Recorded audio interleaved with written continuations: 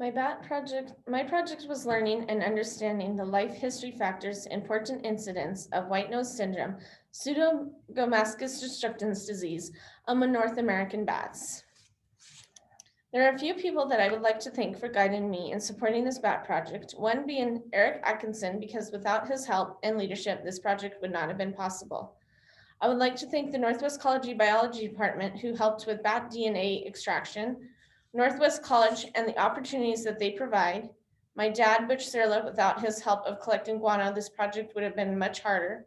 And my friend Tony Cerna, without his help and guidance, this project would not have been possible. Pseudogomascus destructans is a fungal infection that can really devastate a bat population.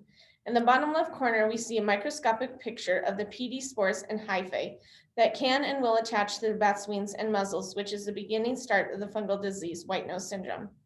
The next pic shows an actual bat wing that has been infected with PD, and below is a microscopic view of the same bat wing that shows how the hyphae and spores have attached to the bat's cutaneous tissues. The last pic shows the effects of white nose syndrome has on these North American bats. The life history of bats and their environment play a huge role in how and why bats are susceptible to white nose syndrome.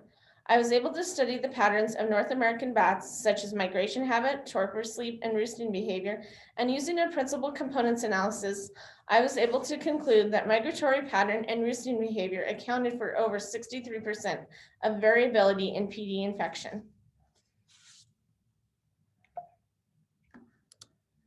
In this next slide, we see the different species of bats, such as the little brown and big brown bats, but also the habitats and migratory patterns, along with roosting and torpor patterns. And so I put a 3 as the highest, where they were most likely to hibernate and roost, with a 1 where they were least likely to roost and hibernate.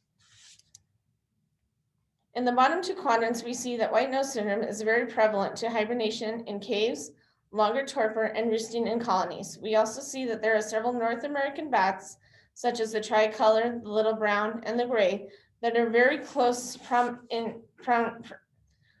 prominent to the WNS, yes, and therefore more susceptible of getting white nose syndrome. In this next slide, we see a map of the northern long-eared bat range, and where all the counties and districts in red are all infected hibernaculas and bats that have signs of PD or white nose syndrome. The next part is in orange, and these are where white nose syndrome is prominent. The little green line around is where the northern long-eared bat range is. In this next slide, we see a map of the United States that shows us where white nose syndrome has spread, and if there are confirmed cases, suspected cases, whether there are bats infected with PD, or if there are presumed PD infections. In this next slide, you see a few pictures. At the top left slide, we see some bat guano in the side of a mountain in Shell Canyon. Then we see to the right one of me in the lab. The bottom left is me working to extract DNA from my bat guano, and the one far right is me standing in the spot that I collected my bat guano from. In the next slide, we see that DMOX data in the forward slide starts out really well and then goes frayed in the middle of it, and then there is some good gene sequencing, and then goes frayed again. On the reverse reads, we see that the gene sequencing starts more frayed, and then we get some good gene sequencing. Then it gets frayed at the end. In the taxa plot, we see that there are several unassigned data that we are really unsure about. Why a lot of this data is unassigned? If anybody has any idea why this could be, please reach out to me at SIIRILA@gmail.com.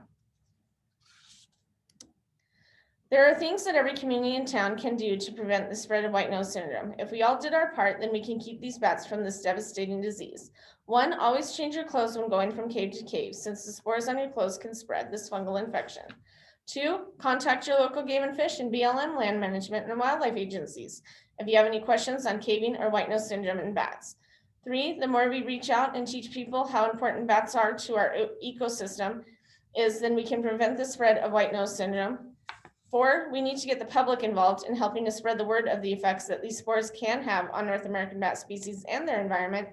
And 5, please never wear the same shoes into different caves, as the spores of this fungal infection can and will stay on them for at least months at a time. If we follow these guidelines and help teach people about the effects that white nose syndrome has on the North American bat species, then we can all do our part in helping to save these bats from this devastating fungal infection.